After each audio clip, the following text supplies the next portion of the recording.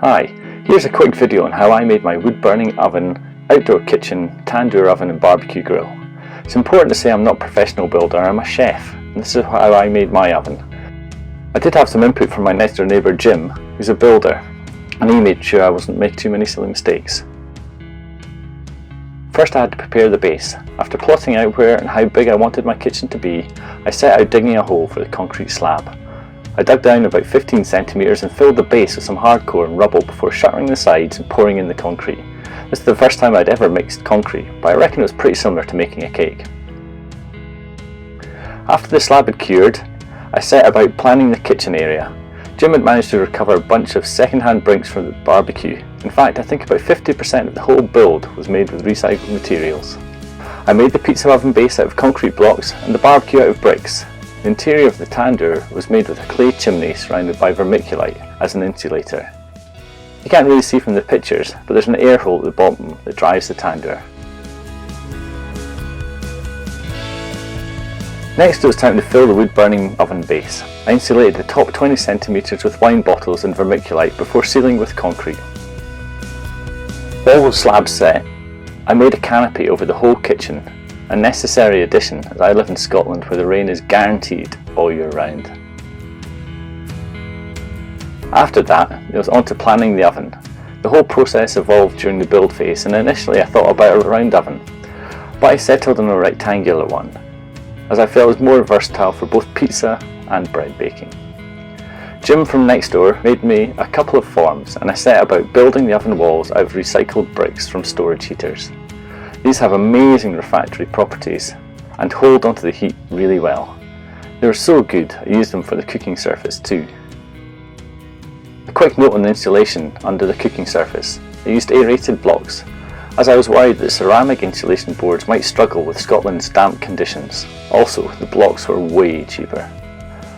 Once the walls were finished, I made the dome with my dad out of recycled bricks made at a local factory near me. They all have Nidri stamped in the face, which I managed to keep as a feature in the dome. I used a 3-1-1-1 mix of sand, fireclay, lime and Portland cement for my mortar. After making the roof and the front arch, Jim was a bit worried about the strength of the wall, so we added a couple of straps over the top to keep things tight. I also added some angle iron to the front of the oven to keep the cooking floor from chipping.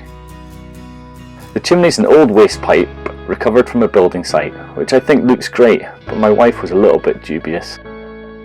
Once all the cement had set, I cut out the forms and finally got a chance to look at the interior of the oven, which I thought looked pretty sweet. Then on with the door, which I sourced from eBay. It was actually the first thing I bought and spawned the plans for the oven. Now onto the insulation.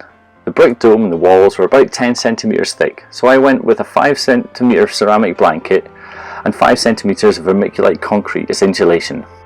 I used a ratio of 5:1 vermiculite to concrete as I wanted a bit more strength in the vermiculite layer. I hear you can take this up to 10:1, but I was a bit worried that wasn't strong enough. This I hope would give me an hour heat up time and about 12 hours residual cooking time.